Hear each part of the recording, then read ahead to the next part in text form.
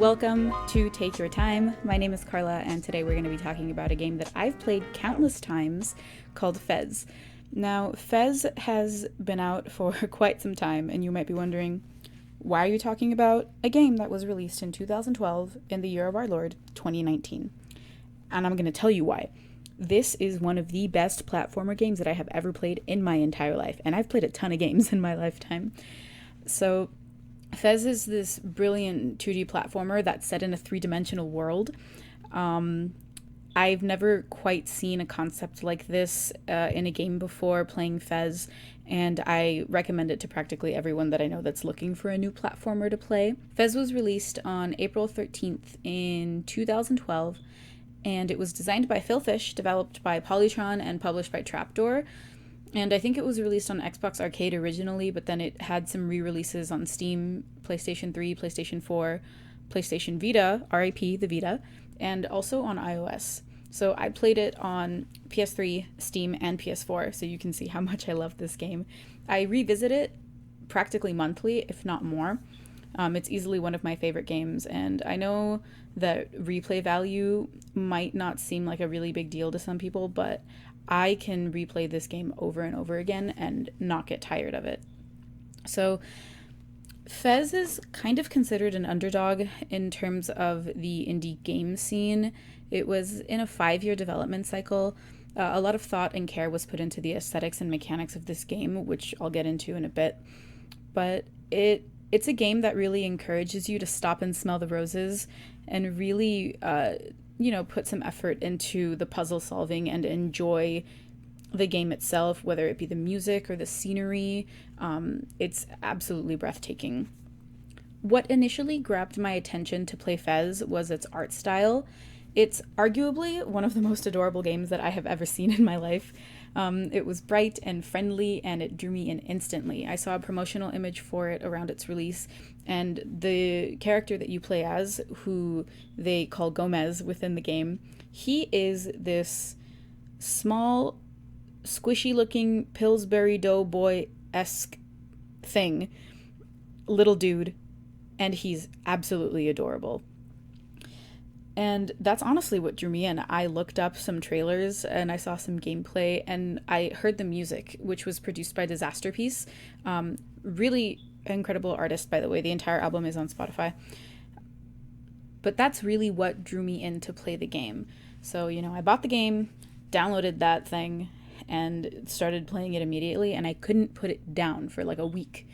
I'm not the best at puzzle games, so that's why I tend to steer clear from them. But something about this one just made it really rewarding to solve the puzzles and progress through the game that I couldn't stop playing. So the 8-bit style of the art really did make it feel nostalgic, and while I usually tend to lean more towards story-oriented games, Fez does implement some sort of lore within its story that is really, really interesting, and if you're into like the whole quantum physics string theory type stuff, I think it would be fun to probe at. So this game has a really, really interesting mechanic. You're presented with a 2D perspective while simultaneously being given the ability to shift the third dimension, which would be the depth, by turning the screen's axis left or right. So this allows you to discover new ways to play the game, and it connects new paths, new platforms. It's like an entirely different world of possibilities opened up for you in that sense. So the main goal of the game is presented to you in the very beginning. You receive a letter from the village elder, which they lovingly call Geezer, and he lets you know, hey, come up to the top of the village. So you go.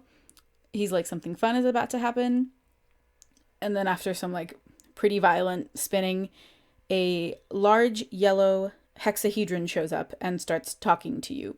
You're transported into this temple-looking area, and this big-ass floating cube is just spinning in the air, just talking to you. And you don't understand what he's saying. It's written in some sort of glyph.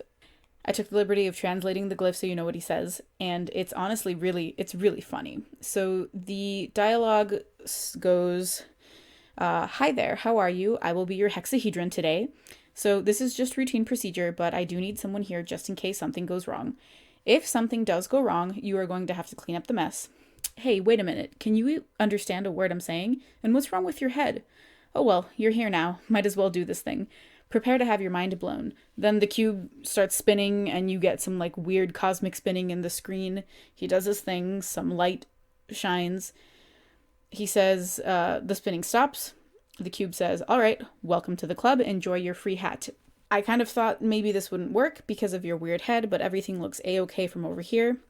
Thanks for the hand. You can go home now. It was very nice to meet you.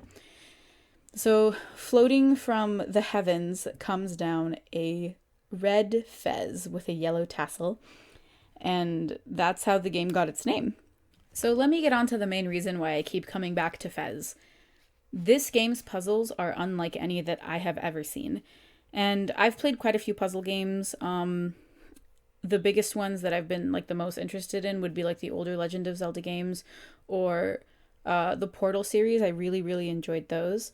But I don't know, Fez does it in a way that's just not comparable to the others. So the puzzles are like almost frustratingly obscure. The kind that make you think, you know, is there even a solution to this? Or am I doing this wrong? Once you get it, you feel a sense of satisfaction upon completion.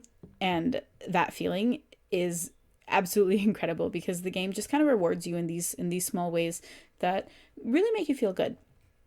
Along with the puzzle system within the game also has its own translated alphabet, which would be the glyphs that the hexahedron speaks to you in the beginning of the game. It has its own number system as well that's written in certain glyphs, which is really interesting because, you know, all the numbers, all the text in the game, the ruins are all written in these glyphs, so you don't know what anything says. But there's something really like ethereal almost about it, simply because throughout the game, you're learning about this world's lore and how they transcended from the first dimension to the second dimension to the third dimension and more. To the point where within the lore, you see a lost village that contained something that the game calls a Stargate, where people would even be able to travel through space and time. You're able to reconstruct that gate and use it to go back to said abandoned village and see that the people there physically look different, and you see the effects of evolution within the game. And it's very thoughtful and really well incorporated within the game, where you get these bits and pieces as you transcend worlds. However, Fez has no set like mission or order in which you need to complete the puzzles or the worlds. There is a lot of backtracking, which some people might find as like a turnoff, but I personally really enjoyed the backtracking because I love revisiting places that I've been to already. And the map system is really easy to understand, so backtracking isn't as difficult as some people might think it is initially. The map is like relatively large, but it is subsectioned cleanly, making each room and puzzle seem completely attainable and satisfying with a little bit of work. And the art is constructed with such precision that, you know, every little thing that you think doesn't matter matters at some point in the game. The game design and the level design is really interesting to me and kind of made me want to find out more about it, because there are certain areas where even like the weather has to do a lot with the game itself. For example, there's a certain part of the map where it's like a constant thunderstorm. It's sort of like a graveyard area, and you see the rain splash off of these invisible platforms that you can jump on. And when the lightning strikes, you see the platforms kind of the light doesn't travel through them, so you kind of see their shadow and you see where they are. You even get to meet a ghost, which is pretty cool. And none of these broken paths or difficult puzzles really felt like challenges in a way. Nothing to inhibit you from playing the game. It felt more like pushes to kind of get you to keep going. And it really makes you take a moment to really explore the area that you're in. And one of my favorite things about the game is while you're exploring, you come across levels that hold a lot of nostalgia. There's levels where you can jump off of bouncy mushrooms, and there's a level where you can travel down through the pipes underground. The chest animation when you open a chest in the game is very similar to that of Legend of Zelda, and there's a fanfare that plays as well, which is a nice homage to the games that we grew up with, and that the creator grew up with as well. Let me talk about these puzzles. I'm going to talk about a couple or maybe a few puzzles that I really enjoy. But firstly, one of the most simple puzzles within the game are usually these pillars that have tetromino pieces on them vertically. So you would turn your head to the right and read them like that. And each piece indicates a direction or button to push in that sequence, which gives you a cube. The goal of the game is to collect all 32 cubes to kind of fix the fabric of space and time. So that's the initial puzzle mechanic that you encounter while playing. Another really fun one that I like is the tuning fork puzzles. If you played on console, this one is especially fun because the controller has a role in the puzzle as well. You enter a room and there's a stone tuning fork on a platform, and then you walk up to it, and the stone kind of vibrates and you hear a sound. And if you play with like stereo headphones, you hear the sound alternate between left and right in a certain pattern. And if you're playing on a console, the controller's rumble settings also vibrate left and right depending on which sound is happening. And then you would use those clues to solve the puzzle there. And I thought that using the controller to kind of immerse you more into the game was really thoughtful of the design within it. Another puzzle that I really enjoyed is the rhythm game puzzle. There's a room where you go in and the music is louder than other rooms, and all that's on you is a spotlight. It's kind of like a Miami Vice type colors. All you have is like the white, black, the cyan and magenta colors, and there's a spotlight on Gomez. As you move around, you hear the sound of the music get louder and the beats a bit more prominent. And as the beats hit, platforms appear and disappear depending on which beat is hitting. And when you turn your third dimension axis, different platforms appear on different beats of the song. You'll have some appearing on off beats. You'll have some appearing at different counts. And that one was really fun because rhythm games are just fun to me. I love rhythm games, and that was a really fun level for me to play. So a couple more of the puzzles that I really enjoyed would be the Rosetta Stone puzzle. That one really does make you feel like you're some National Treasure Nicolas Cage dude, where you have to kind of translate the glyphs on the stone to give you like a certain code that helps you solve the puzzle for that room in order to get the cube. That one took a while because when I first played the game, there was like absolutely no hints. No one knew what the glyphs meant or how each glyph translated to a letter in English. But it does make you work a bit hard, but the payoff is so insanely satisfying that it's worth it. It's one of my favorite puzzles within the game as well. Another puzzle that I really liked is the clock tower puzzle. There is a large clock tower within the game, and it has 4 sides because we love a good third dimension meme up in there. And as you change direction within your dimensions, each side has a clock face that moves at different times. There's one that moves in regular time, one that moves, I think, every 5 days, one that moves every day, one that moves every half hour. And it does play in real time. So as soon as you'll get there, you'll have one of the clock faces do a complete turn within a minute and you get a cube. And then, you really do have to wait like 3 or 4 days in order to get the last cube for that puzzle. Some people like to cheat and, mess with their in-game settings and change the date and time, but, that's not fun. And I thought that was interesting that, it kind of really makes you be patient and enjoy the rest of the game and then come back to this puzzle once it's ready. Another one that I really enjoyed is the bell tower, where each face of the bell is all 4 sides. The bell is a square. It has a number on it written in the in-game glyph. And you have to hit each side a certain number of times in order for the puzzle to be solved. And that one was also difficult for me because, again, no hints, don't know what each number's meant or how each glyph translated into a number that we know. But even still, it was really rewarding, and even the way the bell moved was really satisfying to look at. So the biggest puzzle within the game, it was an absolute monstrosity. I really wanted to talk about this because even the Fez community was absolutely baffled by it. There is a specific puzzle within the game called the Black Monolith puzzle, and the actual correct solution, like the way that it was meant to be solved, wasn't, I believe, deciphered until about a year after the game's release. So I'm going to tell you what the hell this puzzle is about.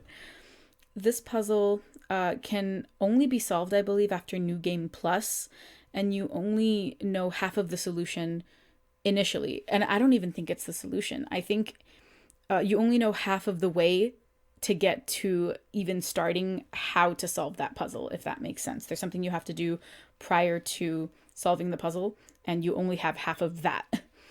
So you receive half of that solution through a burnt map that you have within the game, and you can only solve it after New Game Plus, because New Game Plus gives you the ability to kind of look at the world in the actual 3D, like with depth perception, instead of looking at like a 3D environment from a 2D perspective. I could not solve this puzzle for the life of me. This is the only puzzle that I really had to use a walkthrough for. I tried everything. I had no idea what to do. And it turns out that I wasn't the only one that was having this issue. This puzzle had absolutely no other hints or codes throughout the game.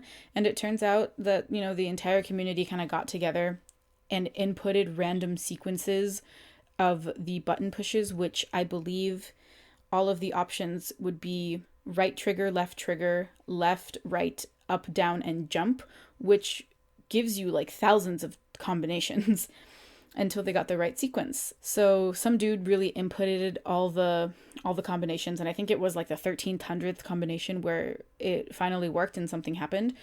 And once that sequence is inputted within that puzzle, a large monolith comes up from the platform. It like appears, and it is like black as to black, almost like nothing, it looks as if it were some weird negative space, but you can tell that it's spinning.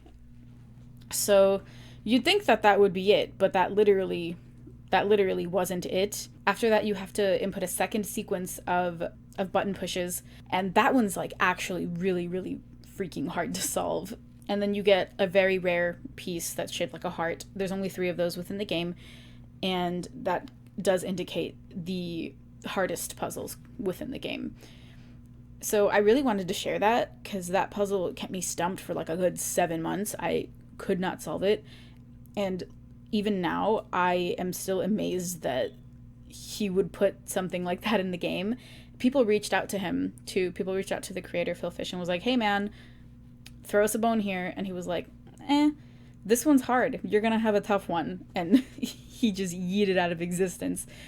So it's a love-hate relationship with this puzzle, but it's one of my favorites within the game because it's such a memorable experience, and not knowing what to do and kind of having the entire community come together to try to solve it was really fascinating. So after finishing the game, you come upon New Game Plus. The whole goal is for you to collect 32 cubes, and you find an ending. There's multiple endings, more playtime, which is fun.